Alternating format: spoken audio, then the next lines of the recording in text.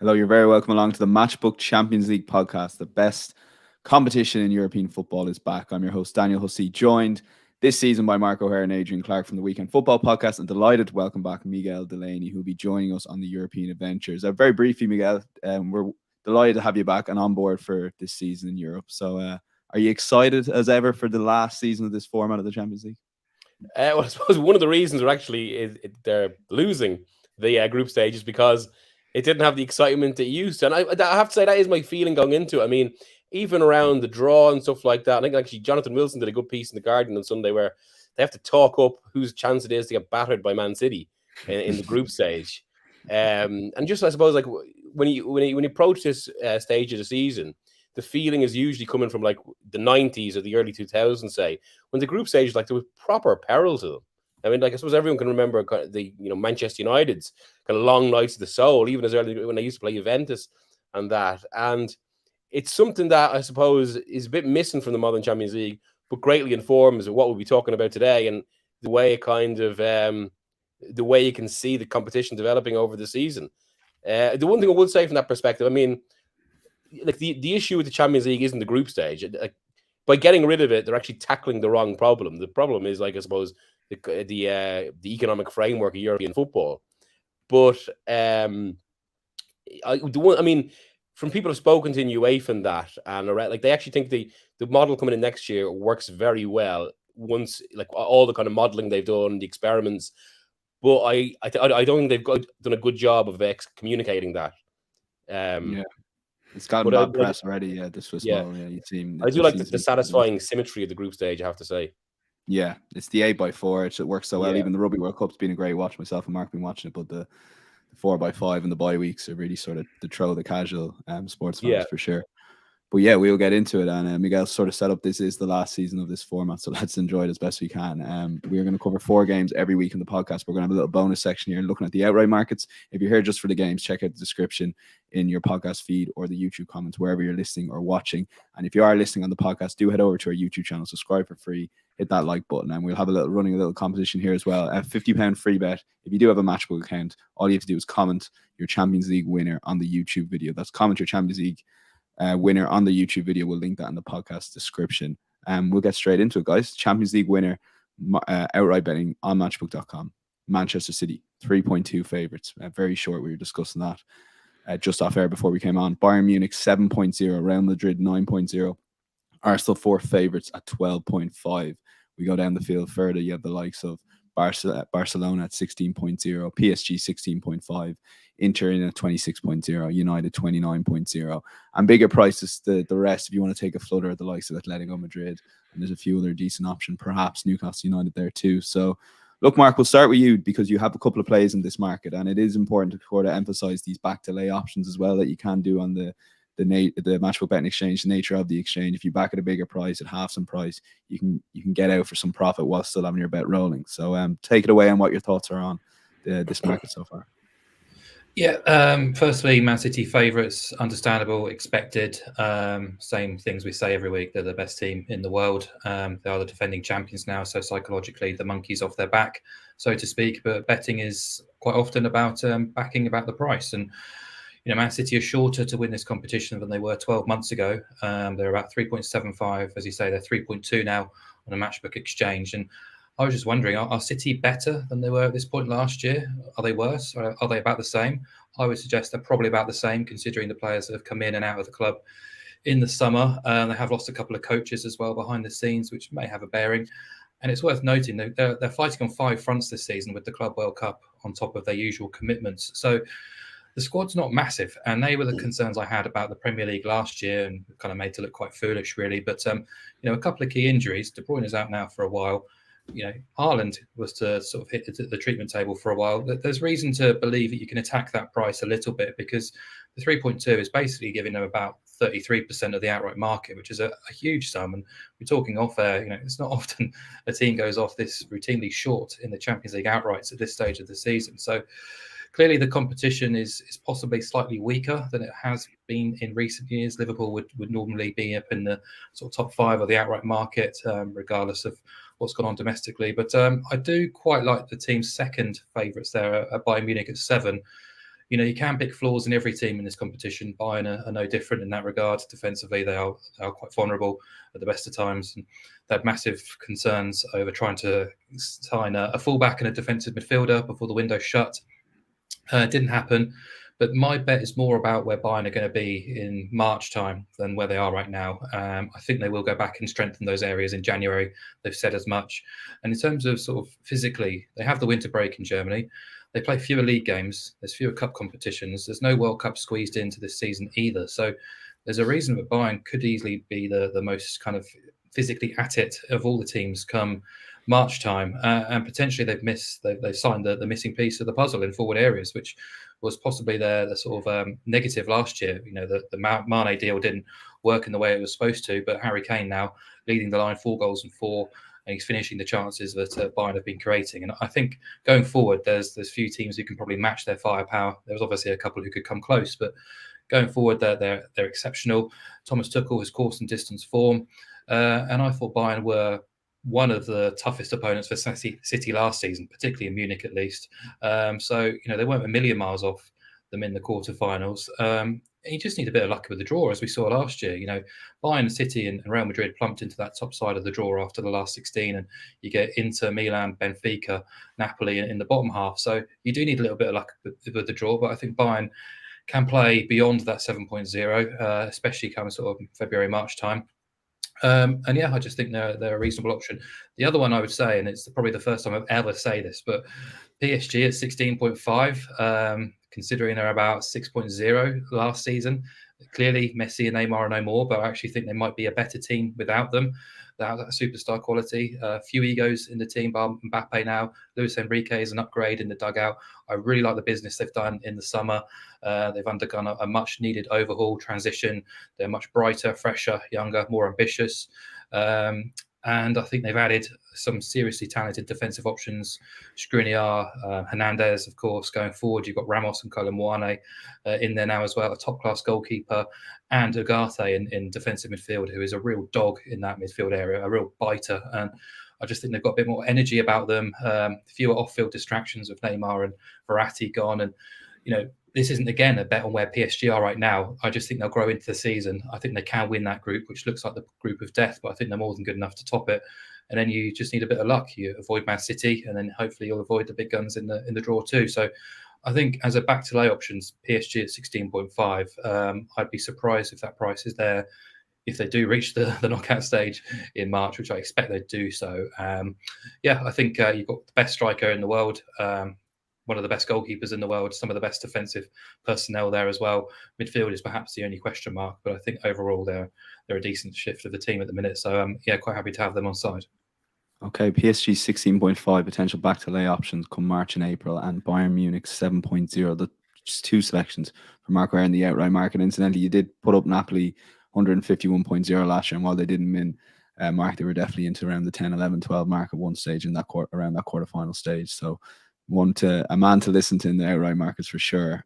Adrian, and we got a comment in, quite a funny comment here, saying even Hussey and Adrian, I'll get producer Ryan to put it up, even Hussey and Adrian Clarke must think Arsenal are too short in this market. And we were just having that discussion off air, so it's almost like we planted this comment here from Owen McIntosh on YouTube.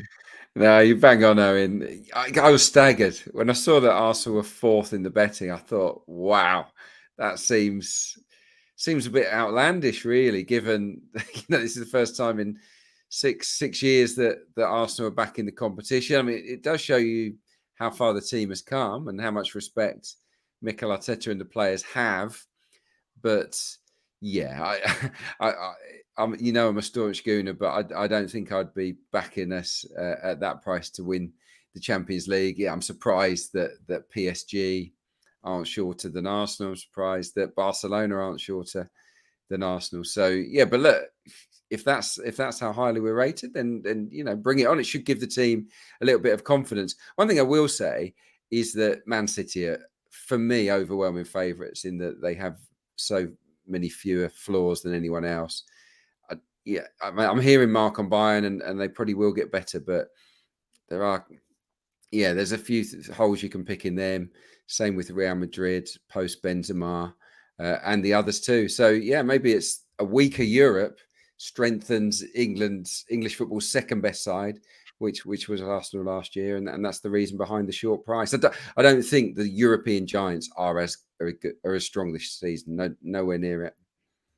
Yeah, Miguel, same for you with Man City. You just can't really see past them. Well, that's it. And I mean, I think it's something Adrian's picked up on it there about kind of the European giants. Part of this is the kind of financial strength of the Premier League now, how it outstrips everything. I think it's a smaller Champions League world where it feels like even if you compare to around, say, 2010 or 2011 or so, the field of potential winners, even as regards kind of the second or third tier outsiders, is much smaller. And that's one of the things I was going to say. I mean, even aside from the odds, which was translate exactly what I'm going to say now into numbers, but it's very difficult to remember a team that just felt as close to obvious winners as City this season. Maybe since Guardiola's own Barcelona team, in terms of how much better they were than the rest of the field. But even with that Barcelona team, it felt they were more, if they had one bad night, which actually happened a fair few times at Barcelona, that suddenly they could be caught, as we saw against Inter in 2010. There were more clubs ready to step in of that level. Whereas this, I think, it's pretty much, it's Bayern Munich with the Kane signing, I suppose, representing a bit of an uplift. And to be fair, I suppose, as commanding as the manner was that City won the Champions League last season and beat Bayern Munich, that Bayern Munich tie, for at least spells of it, felt kind of a little bit either way, where essentially Bayern were missing that finisher and City were more clinical about it, which is something they have now. So that's maybe the danger for City. As Mark said, as the season goes on, these little kind of ins and outs and the way knockout football can go, maybe that will distort things. But for the moment, they just feel a level above. I mean, they're a little bit in the sense of it feels a bit like, maybe coincidentally enough, given the last English team to win a treble, it feels a bit like Manchester United going into the 99-2000 season, where they didn't necessarily improve, but by very virtue of finally winning the Champions League, it did something different for the team as well. So they just go in assured now. And for all those reasons, I think it would just take something quite drastic or an unexpected bad round, or maybe a one-off game in the final, like, for City not to do it again. Yeah, you feel the curse is lifted a bit with Manchester City. That's the feeling from the panel here in general. Man City 3.2 for Adrian and Miguel if they were pushed on a selection at this early stage. We will get straight into our 4 games from the group stage, match day 1, a couple from the group of death. So let's start with that.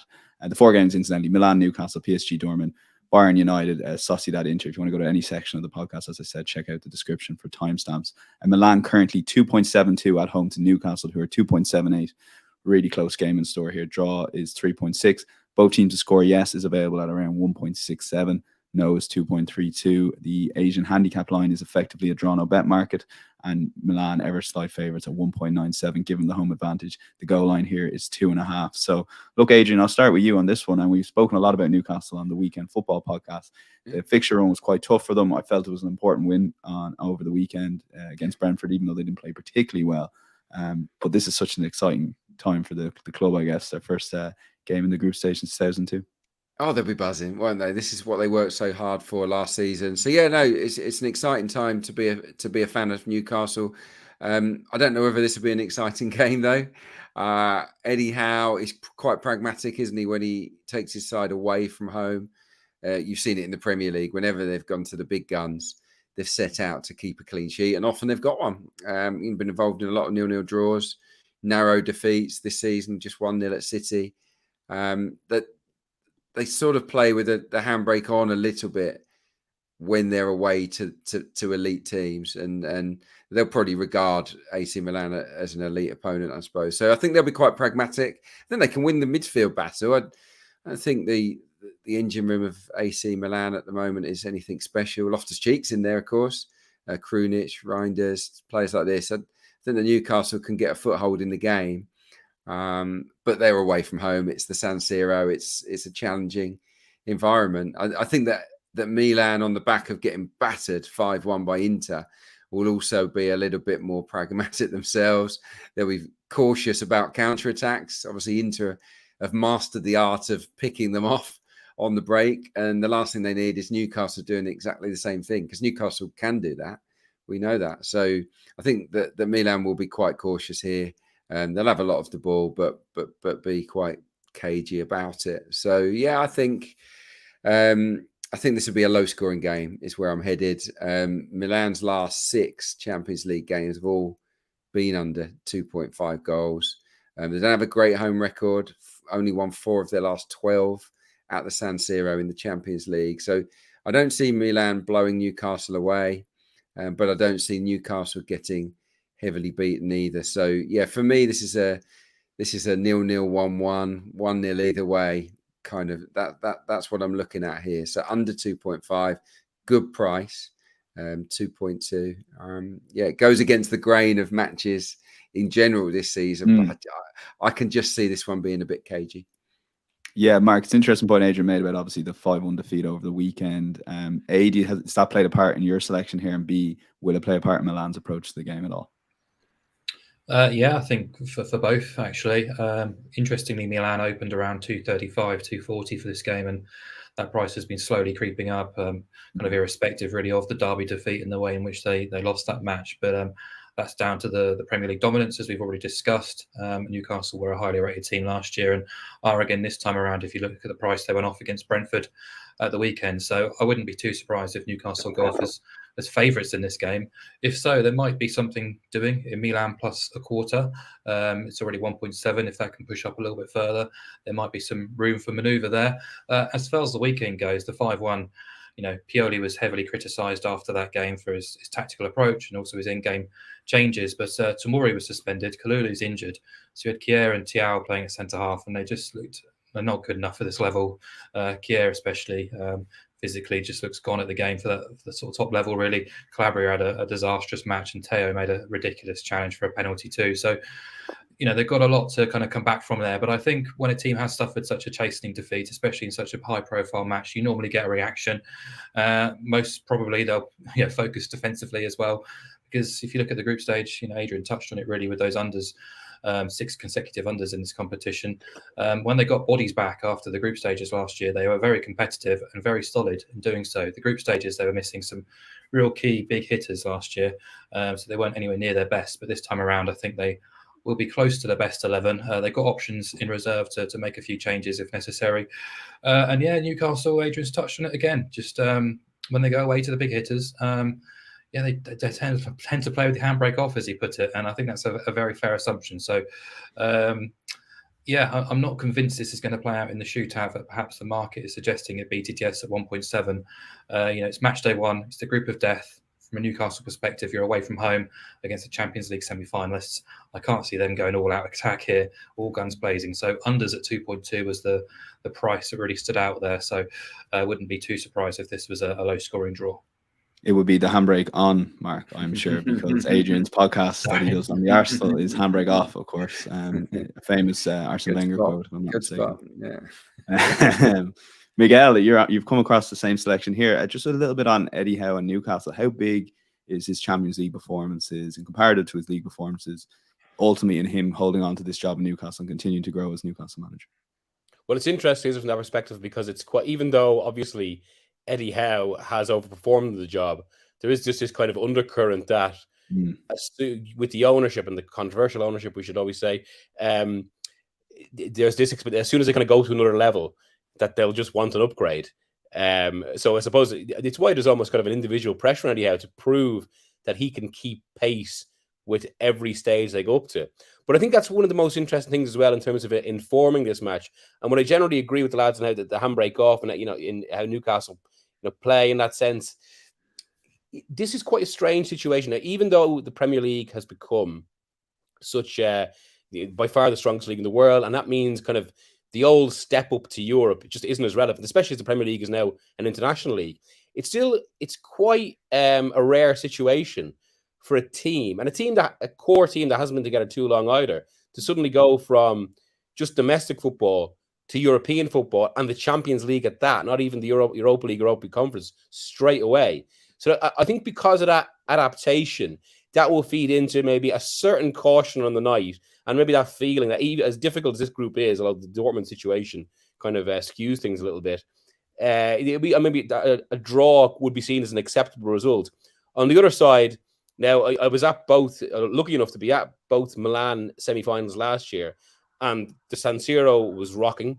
They're still, these are two clubs, Inter Milan, that are really relishing kind of being, I can't believe I'm going to use the word for these two clubs, but relevant in that stage again.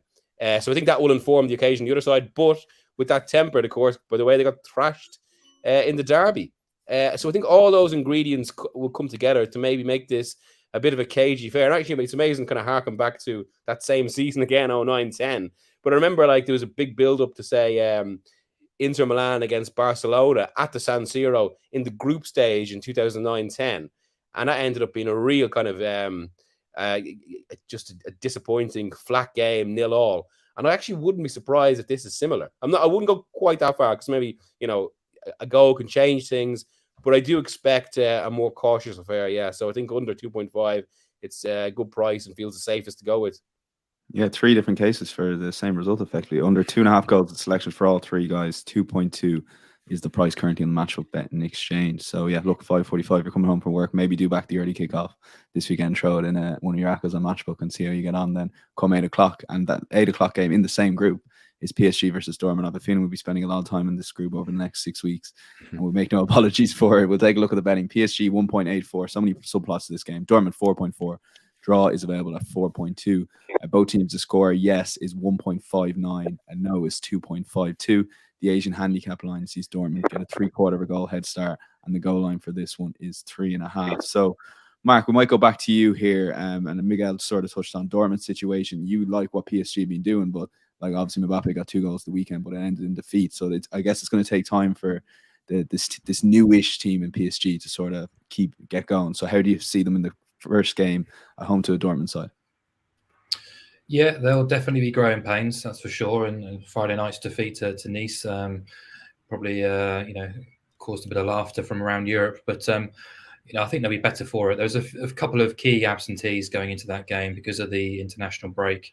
Marquinhos and Agate travelled back late from international duty, so weren't considered for selection. And they'll be back fit and available to play in this match, which will bolster them defensively, which they're already pretty strong with Skriniar and Hakimi and Luis Hernandez. But going forward, the likes of Mbappe, Dembele, Kolo Muani, Ramos, Asensio, quite a frightening forward line to attack a Dortmund defence, which has looked dreadful at best, really, so far this season. I felt they got out of jail a bit at the weekend. Obviously, we opposed them on the podcast with Freiburg plus half a goal.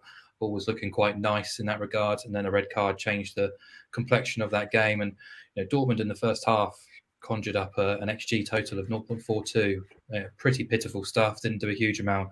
And finally sort of seized the initiative when they got to 11 against 10 and scored a couple of late goals, but it wasn't convincing at all. And neither has their season been at all. They played some pretty mediocre opposition in the Bundesliga, scraped home against Cologne, failed to win away at Bochum, coughed up a 2-0 lead at home to Heidenheim. And defensively, on all occasions, they've looked all at sea at the best of times. So, individually, there's not too much wrong with the players at Dortmund's disposal, but collectively, defensively, they've just looked a shambles, really. And I said last week on the main show that just feels like there's a bit of a knock-on psychologically to that title, the way in which they lost the title on the final day of the season, plus Bellingham's departure as well. So quite happy to oppose them. PSG traditionally super strong at the Parc des Princes in the Champions League, especially in the group stage. I think they've got too much attacking firepower here for Dortmund. So you can back them at nice price just to win the game at 183, but I'm going to boost it to evens by backing in over 1.5 goals alongside that, which just means any correct score bar 1-0 gets you paid at evens for PSG to beat Dortmund. We know Dortmund's matches are really dull. They can contribute, of course, but PSG scored 2 goals in this game. They win it for me, and I think the evens is a nice opportunity to get them on side. Okay, yeah, PSG in over 1.5 goals. Even money currently on Matchbook at the selection for Mark. Miguel, you sort of touched on problems with Dortmund. Mark's alluded to them there. It's a fascinating game for those reasons we already talked about, I guess. Yeah, it's actually quite interesting what Mark touched on as well.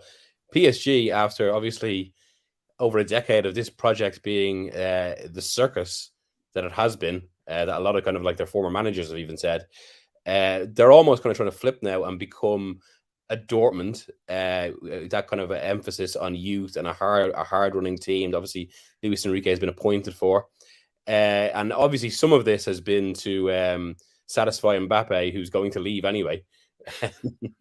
even he's supposed to be central to the project.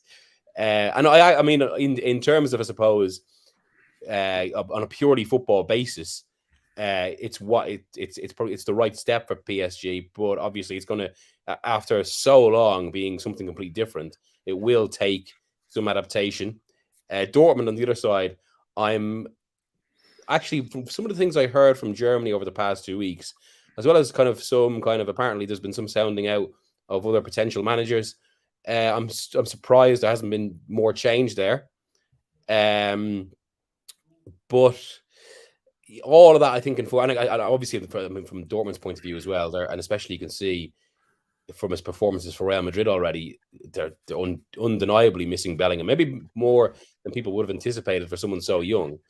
And I think all that feeds in, especially with the Mbappe factor. And I think one of the guiding factors for the next decade almost. I know both Haaland and Mbappe have played down the rivalry, but they're still going to be two of the players that define European football, especially Mbappe, from the sense that, from speaking to people who kind of know him, he was apparently livid after the World Cup final because he knew this was his only chance to emulate Pele. And because of that, he now realizes how important the Champions League is to his own. Like, people say he's like Cristiano Ronaldo in that regard, and how he's so obsessed with his place in the game and can be so driven in that regard.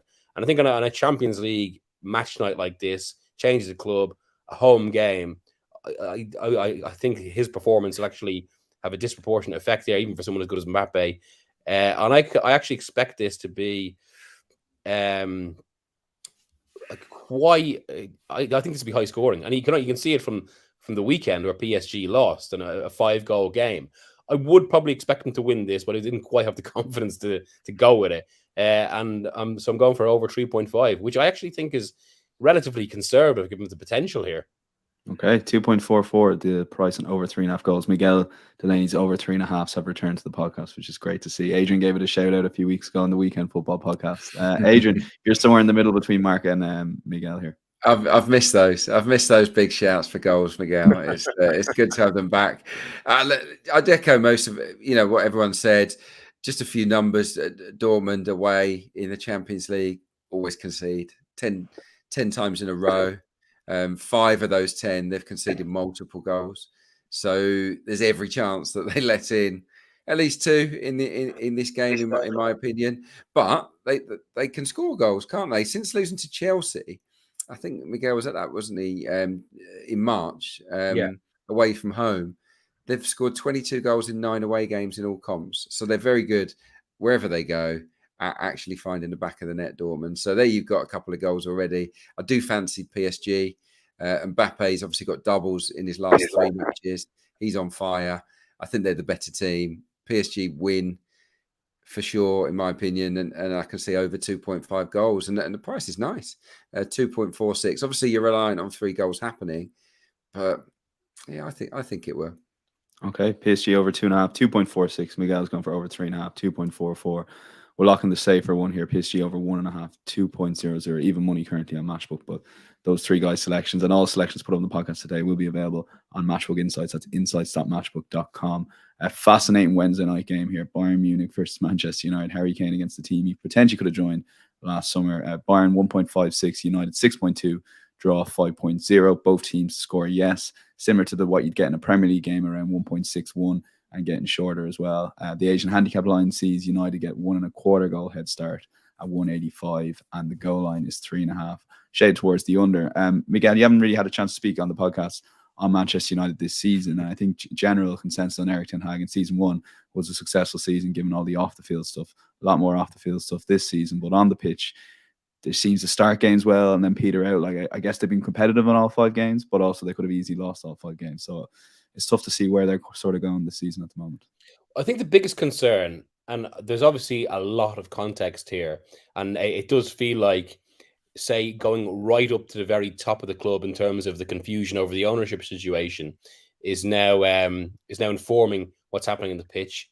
There's obviously be all manner of other issues, some of them far more serious than the football itself, but they will, of course, kind of add to everything. But from that purely football perspective, I do think that's all of this, and particularly the context of the ownership is creating an uncertainty that has fed onto the pitch. But even beyond that, I think there are purely football concerns, and I think one of the biggest is I can't really remember too many convincing United performances since the League Cup final, and even that was almost, as regards how that game went, it was almost a bit of a sign of things to come. That suddenly it's not like they exactly dominated Newcastle in that game. It was a game on the break, and it's just remarkable how they haven't kicked on at all. Ten Hag is over a year into the job. You would have thought it was getting closer to his ideal that he had at Ajax, but instead, it feels like we're moving further away. And then okay, again, there are caveats with all the injuries they've got, but I'm just beginning to have a bit of because what happens when you get to this point with a team? This is the danger point in terms of, and I suppose Adrian will be able to know this from his own career, when these doubts come in, and it could be potentially fatal to the connection the manager has with the players, which up to now has been strong, and especially when he has it like separate to some of the other more serious stories, say the Sancho situation and how that can affect the dynamic in the dressing room, especially when he now has to he's got a player who he clearly would rather sell for the next 3 months. So yeah, I mean, Ten Hag played it down the other day after the game. He said it's from a unique set of circumstances. They will improve. He needs it to improve. But going into this, I suppose in this specific game, it is set up for what could be another chastening night. I mean, the team isn't really working well at the moment. Funny, actually, just before I came on, I was messaging someone I know who's connected to the club. They weren't being 100% serious, but they're making a joke about the Onana situation. Now, it's almost the reverse of what they had with De Gea. With De Gea, they had a keeper great with his hands, but terrible with his feet. With Onana, they got a keeper great with his feet, but terrible with his hands. That's obviously harsh, given Onana as I know it wasn't fully serious, but even from that perspective, 2 of the goals I felt that Onana let in on Saturday, 2 of them were pretty close to it. I felt he should have saved them, really. Again, we know Onana's a better goalkeeper than that. And it's possible just the adaptation and the wider situation is affecting maybe how assured he is.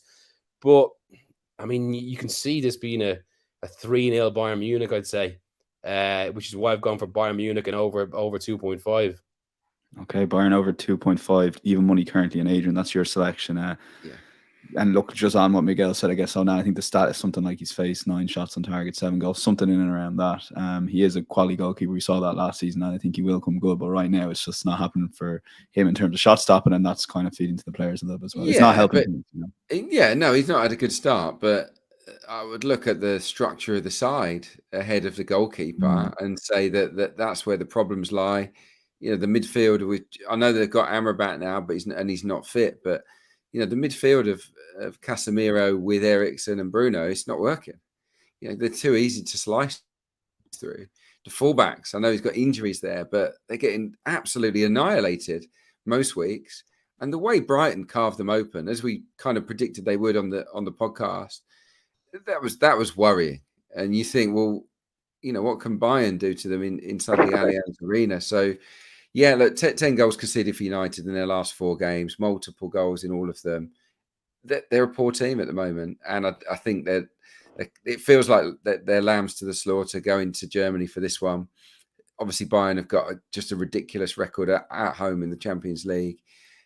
8 wins, 2 draws, no defeats in their last 10. But haven't defended very well, have they, at home in recent times? I think 9 conceded in their last 4 home games. In all comps, which includes that Leipzig kind of Super Cup final. But so they're letting in a lot of goals at the moment, Bayern, but you always feel they've got plenty of goals in them, and I can see them slicing Manchester United apart at the moment. And yeah, for me, the players and the manager don't look fully connected, not in the way that Pep and City's are, and Arteta at Arsenal, and De Zerbi and Brighton. For me, something's not quite right, and the Sancho thing, in my opinion, was just a mistake from Ten Hag, where he said too much when he didn't have to. he's emotional because he lost the game. It's almost like he's lashed out. He said, I don't think he planned that. And now he's got to deal with the consequences of it. So, yeah, you can't afford too many more mistakes, because if that dressing room goes, and it has gone before for managers, then he'll be gone. No doubt about that. So, yeah, I think Bayern to win this. Same pick for me. Bayern at over 2.5. Yeah, it's interesting you say that, because watching the clip, it wasn't as bad as maybe it was made out in terms of the quote. So it's sort of like he said it, and then once Sancho responded, it's sort of added fuel to the fire. Now he's maybe got nowhere to go for sure. Mark, you're on similar lines with Bayern and over 1.5 goals. Are you worried at all with Bayern at the start of the season? I know we've talked about it a lot already on this episode, but you know, that 2-2 draw at the weekend, Bayern Leverkusen seemed like they might give them some sort of a title race in Germany this season. No, not massively worried about them. I think they're a team who will improve again as the season goes on, and I thought they were very, very good for large parts of that Leverkusen game, especially the first 20-25 minutes, where they looked like the Bayern of old, really impressive on the ball, very high pressing outside of possession too, and they really had Leverkusen on the back foot. But I think the draw was probably merited in that match overall. They still have their weaknesses, of course they do, defensively, and Lima played right back against Leverkusen. That could be an area for United to try and exploit with Rashford's pace on the counter-attack. So absolutely, I think United can play their part in this match, but ultimately I want to side with the team who have won 31 of their last 34 unbeaten home group stage games in the Champions League, which is a quite outrageous record, really. A Bayern team who've gone 6 from 6 in the group stage in 3 of the last 4 seasons, including last year, where they had Barcelona and Inter in their group. They scored twice in all of their 6 victories last season at the group stage. PSG were also beaten here. Man City were held to a draw, and Bayern played some very decent football that day. Atletico, Chelsea, Spurs have all lost quite heavily in Munich in recent seasons. So, yeah, I expect Bayern to win this game. I expect them to score 2 goals or more too, because, you know, one of the sort of favourite sort of stats or kind of narratives Adrian and I like to bring up when Man United are away in a big game is their record against teams who finished 9th and above last season in the Premier League. They've played 2 of those teams this season, and 8 of those matches last season. They've lost all of them bar 1, which they drew, and they've conceded 2 goals or more in all of them. So you kind of just marry it together, and I think Bayern Munich to win and over 1.5 goals is the most obvious bet for me on the coupon this midweek. It's 174. Just really appeals. You know, I don't need United to contribute then. I just need Bayern to score twice or more, which they almost seem to do in their sleep whenever they play in Munich. So, yeah, quite keen to support Bayern this midweek. Yeah, Mark might have given away his best bet there. Well, I'm going to lock in Bayern and over 2.5 goals, just over even money then, with Adrian and Miguel as the majority bet there in that game. And we'll go to our final game, and there was one slot left on the coupon, and there was an overwhelming majority vote on the WhatsApp group for Real Sociedad versus Inter. So I'm looking forward to the guys' takes on this game. And a bit of disagreement here, which is good to see. Sociedad 3.25, Inter 2.5. The draw is 3.35. Both teams to score, yes. Favourite in that market around 187, though, a lot closer to even money than usual. The Asian handicap line sees Sociedad get a quarter of a goal head start at 187 as well. And the goal line is 2.5 and shaded towards the under as well. So this perhaps will be a cautious game. Adrian, over to you on this one. Take it away, because this is, as I said, a bit of debate on this, and I'm looking forward to hearing the cases 2 and 4, both teams. Yeah, look, it's got a nice feel to it, hasn't it? Inter Milan are flying, aren't they? Obviously, 4 straight wins, just smashed Milan 5-1. They beat Fiorentina, and we saw them in the Conference League final. Not a bad side. They beat them 4-0. So, yeah, it's all happening for them up front. Lautaro Martinez got off to a good start to this season. He's got a blossoming relationship with Marcus Thuram, who started very well as well. Mkhitaryan's on fire. So, yeah, look, very settled system of play, that 3-5-2. You know, not too many new faces. They're good on the counter. We know that. They just know what they're doing. I think they're very comfortable in their own skin at the moment. I think home or away in the Champions League, they'll be confident. It's not an easy game. You have to say that against Sociedad, who are tough to beat on their own patch. They only lost 3 times at home since the start of last season, which is, you know, not very many at all. Yeah, they'll be a tough nut to crack, and they'll offer a little bit themselves. They took the lead at the Bernabeu, didn't they, last night? Didn't end up winning the game, but yeah, they're not a poor outfit. But I just feel personally that Inter are experienced at this level. They've got big game players, obviously finalists last season. They couldn't be in better form. I've got to back them in the game. I've got to back them in this game. At 2.5, that appeals. I appreciate that Sociedad aren't weak opponents, but I think that Inter have it within them to win. They've also had a longer rest. I think that 24 hours could make a big difference. Sociedad obviously had to go to Real Madrid. Tough game for them. So yeah, I'm going to back Inter here. Okay. Inter is the current selection for Adrian. If the current price is 2.5, and Mark, you're going to be on the other side of that fence. I guess the case for it is Adrian has such on a bit of experience in the Champions League versus Sociedad. The case for Sociedad, done well so far this season. La Liga took the lead against Madrid at the weekend, and of course the main one, Kieran Tierney now plays for them, and he's made a big impression in his first 2 games. So yeah, there maybe is a case for Sociedad. Yeah, I think price-wise, fascinating game, one for the neutrals. I'm going a bit against the grain here, but I do want to be pro Real Sociedad. I just don't think there should be 3.2. We can back them at 187 with a quarter goal start, which means you make money as long as they avoid defeat. That's nice for me. I think Inter obviously deserve to be favourites. They're obviously riding the crest of a wave. Champions League finalists were competitive in that defeat to Man City in the final. They've picked up where they left off with 4 wins from 4. That victory at the weekend was very impressive. They've remodeled the squad and upgraded and made those new additions have made an immediate impact. They're obviously a very strong side in and out of possession. Their coordinated press is excellent, and they did keep 8 clean sheets in the Champions League last season, which I believe was a record. Inzaghi just knows how to engineer a game plan and how to navigate cup competitions. So obviously they deserve huge respect, and they are a stronger suit on paper and individually, collectively. But I just think Real Sociedad, they're not just like some little outside side who just qualified. They're very good competitive Spanish opposition. And as they showed on Sunday night when they went down very narrowly at Real Madrid, made a really excellent start in that game. Real just came out of the traps a bit later and then obviously had them on the wraps for the last half hour, really. But they weren't really outclassed often last season, especially when playing the elite teams. They won away at Barcelona. They drew in the Bernabeu. They held Real Madrid at home. They beat Atletico on home soil. They beat Villarreal on home soil.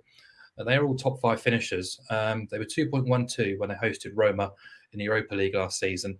Now, obviously, there's a big gap between Roma and Inter. I was expecting Real Sociedad to be outsiders, but not by this much. So they perhaps miss a focal point in the team at the minute. Oyarzabal is playing in the sort of false 9 position, but they've got plenty of quality elsewhere, probably unheralded quality. But Bryce Mendes, Mikel Merino, Zubimendi, a nicely balanced midfield. Kubo obviously had a spell with Real Madrid, but he was really lively at the weekend and has had a great start to the season. And Barrenechea is back from injury and he's scoring goals as well. So I think Real Sociedad can score, and if they can score, they can avoid defeat in this game. So I think 187 with a quarter goal start is decent. Okay, yeah, Miguel, you decide the deciding vote here on this one. Well, I think Spanish football is in a very interesting place right now in terms of obviously as the league is actually trying to make structural changes to move it beyond the Clasico era, and it's actually led into a situation now where there is, beyond the big 2 and maybe Atletico, who kind of go up and down a bit, the race for that 4th Champions League place always feels extremely open. But what's happened over the past decade of that, especially as I think we still have the kind of, I suppose Spain isn't fully there yet. And I think the quality of a lot of these kind of sides who could potentially finish in the top 4 isn't necessarily that high. And I think a lot of them have struggled to adapt to, so a little bit like what we were saying with Newcastle earlier, but to a more profound degree because they're not as wealthy. But they've struggled to adapt to that switch between European football and domestic football. I think that could inform Real Sociedad here. They've had direct experiences before in the last 2 times they qualified for the Champions League. This is a different team, but it's still a kind of a formative team. They've started the season decently, if not maybe resoundingly. But we've already spoken about what Inter did at the weekend. Inter, meanwhile, I suppose, will have a new kind of assurance themselves about the Champions League, given what happened last season. And I think they'll come here, they'll come to the Anoeta expecting to do a bit of a job on Real Sociedad. And that just kind of guides my thinking here. I think they'll be cannier and potentially pick them off, maybe take advantage of a certain naivety. A relative naivety, I say, because obviously Real Sociedad are a good side in that regard. But I think Inter will be smart. It might be a bit of an old-fashioned Spanish v Italian clash in that sense. I mean, I've been half Spanish and I've grown up there, or sorry, I haven't regularly gone over. The common discussion was always the one country whose clubs Spanish football always had the greatest complex about was Italian clubs. And I think that could have informed a little bit of this as well. Okay, back to the old days on that one. I have to go with the majority mark, unfortunately. I'm going to cop out here on Inter. We're going to lock that in 2.5, but expect the WhatsApp group to be fairly lively on Wednesday night if Sociedad take the lead for sure. We will go to our any other bet section. The full bet recap, if anyone wants it, guys, it's going to be in insights.matchbook.com. Do check that out if you are looking for any of the selections. Any other bets here? Adrian, we'll start with you on this one. Bit disappointed with this selection, naturally, as a keen Celtic fan, but you don't feel they're quite up to this level, I guess, given this selection. Well, just over time, the Champions League away record is not great, is it, for Celtic? Terrible. Yeah, it's absolutely awful. I know this is a different team. Brendan Rodgers is back there, but I just feel that it's a tough opener for them. Feyenoord are very strong at home. They beat Roma, Shakhtar, Lazio, all at home in last season's Europa League. They lost once at home all of last season. In Eredivisie, they only lost 2 games full stop. They're a team that won the title, maybe unexpectedly, and they're riding the crest of a wave. They've lost a couple of players, yes, but I think they've started the season okay. They've won the last 2 home games 6-1 domestically. Santiago Jimenez has got 6 in 5. And yeah, Arne Slot has been around the block a bit now. I think he's got it within himself to know the importance of this game. Celtic, with their poor away record in Europe, this has to be a win for Feyenoord to get them off and running and to make them competitive in the group. I think they'll get it. Feyenoord and over 1.5, because they're a bit too skinny to back on the nose. But if you chuck in over 1.5, which basically just rules out the 1-0, you can get that price up to 1.83. And yeah, with the number of L's on Celtic's record on the road in Europe, I'm up for that.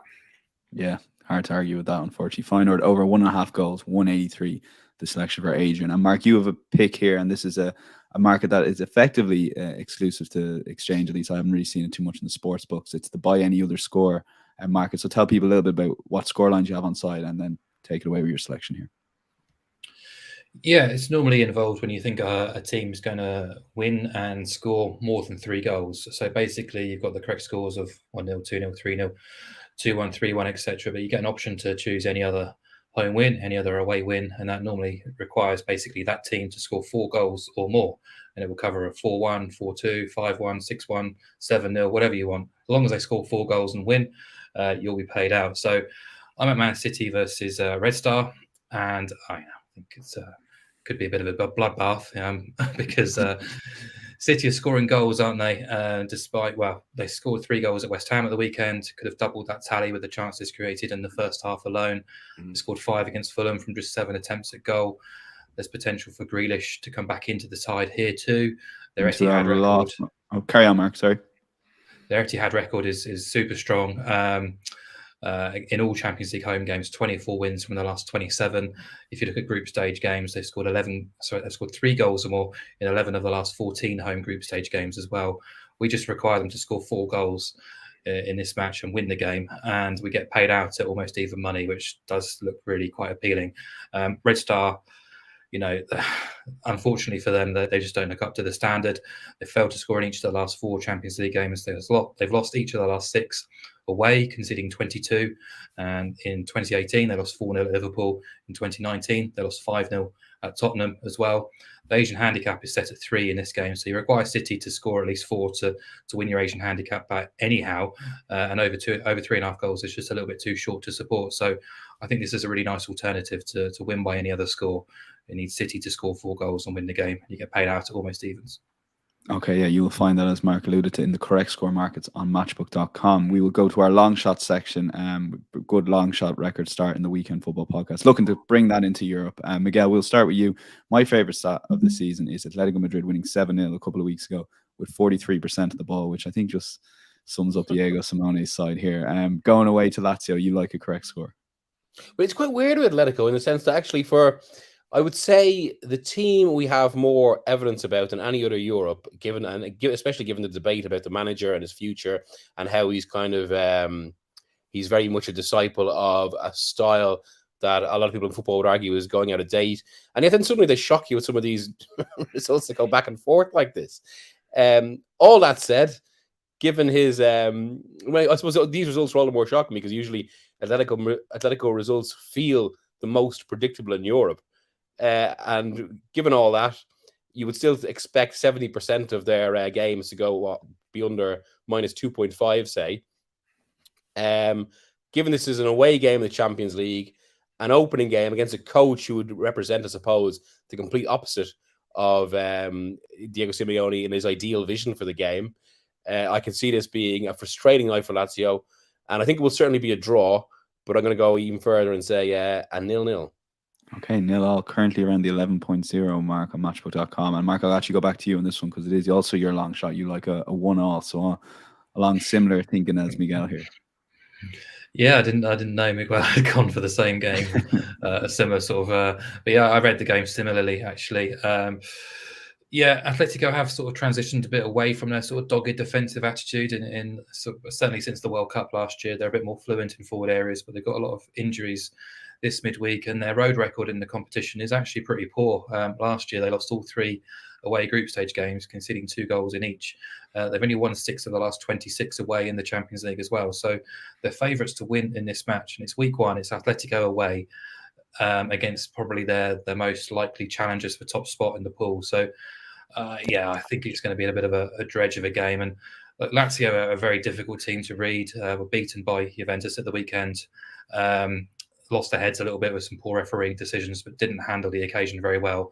Yet this is the same Lazio side that's been to Napoli twice now in the last 12 months, including this season, and won brilliantly as well. So, they've lost Milinkovic-Savic during the summer, so a slightly weakened. Big game for them back in the Champions League in Rome. So they'll be up for it. But yeah, I can see it being not the most attractive game to watch. So happy to sort of back an under 2.5 goals game with both sides kind of playing out a draw. So my angle was the 1-1 at 7.0, but I think both have got a decent chance of landing. Obviously, you can't land both of them, but one of the two. I should say. Be some going if you did. The odds checker grid, incidentally, 6.0 best price on 1-all, and we're Matchbook are 7.0, 9.5 best price on 0-all. Matchbook are 11.0. So do check out the Matchbook betting exchange. Those correct score markers competitively priced. And Adrian patiently waiting on his long shot here, and this is I'm quite intrigued with this one, Adrian. So make the case for young boys against Leipzig. Yeah, it's not the longest of long shots, but I just think it's a big price for a side on home turf on match week 1 of the Champions League. There'll be a lot of excitement inside the stadium, and young boys up against a Leipzig side that contains a lot of new players, a lot of players that haven't represented the club in the Champions League before. I think it'll be a test for them. I really do. They've been in good form, so I can't say anything really negative about Leipzig. We know that they've started the season pretty decently. They're very dangerous on the counter. Now that kind of counts against them maybe here, because I think young boys will let Leipzig dictate the game and they'll look to pick them off. And I think that might play in their favour. I was looking at the qualifying game. They beat Maccabi Haifa 3-0 at home. Only had less than 41% of possession. So I would envisage a similar scenario where they have less of the ball, young boys, but they've proven against previous opponents that they can shine. So that stylistically, it might not be a great matchup for Leipzig, but the main reason I'm backing them here as my long shot pick is their home record. It's astonishing. They're unbeaten this season. They're unbeaten at home all of last season. 14 wins, 4 draws, no defeats. In those 18 games, they conceded 11 goals. Now, I know it's the Swiss league, but there's a lot of confidence born out of that. And this is a great stat. In the Swiss league, they scored 17 more goals at home than any other team did on their own home patch. So, that shows you that they love playing on their own patch. 5.5 in a 2-horse race. Why not? Yeah, I'm interested. Yeah. Yeah, 5.5 seems quite big given that home record that Adrian alluded to, we'll go to best bets, and it'll be risky not to mention the Weekend Football Podcast. Currently 8 out of 10 on podcast bets. Mark and Adrian absolutely flying. So no pressure, Miguel, with your best bet here. So what is your selection? Yeah, given I suppose the value here, I think Inter just look good for that game at the Anoeta. And I must say, maybe some of this is informed by my own bias in the sense that I actually expected a drop off from Inter this season, whereas it's been anything but, and they look the strongest side in Serie A. And I think they will pick that up in Europe. So yeah, I think it's all added together. It's I think maybe the most inviting from everything we've discussed today. Okay, Inter 2.52 currently. Way to Real Sociedad on Matchbook. Mark, game we talked about earlier, is your best bet selection as well. Yeah, Bayern Munich to win and over 1.5 goals. So Bayern Munich to win by any score. It's not 1-0. Bayern scored twice or more and won all their 6 group stage games last season. They've won all 6 of their group stage games in 3 of the last 4 seasons. So they're playing a Manchester United team who look all out of sorts at the minute. And fully expect Bayern to score at least twice. And if they do, they should win the game. Okay, Bayern and over 1.5 goals, 174. And Adrian, a team we haven't really got a chance to speak to much. Very much the storyline of last season, Napoli, and you're backing them to beat Sporting Braga here. Yeah, I just think there's a bit of a class gap here between Napoli and Braga. I know that they haven't started the season brilliantly. Napoli, Osimhen is still scoring goals, but guys like Kvaratskhelia haven't really hit top gear under the new manager Rudy Garcia. But the metrics are still very, very good for Napoli in Serie A. They're top for shots in open play. More than Inter, more than some of the other guys at the top. They're top for shots faced as well in terms of the least amount of shots faced, and on the XG against in open play, it's 0.8 after a number of games now. So not giving that much away at the back. Sporting Braga have not started the season well. They've scored 10, they've conceded 10.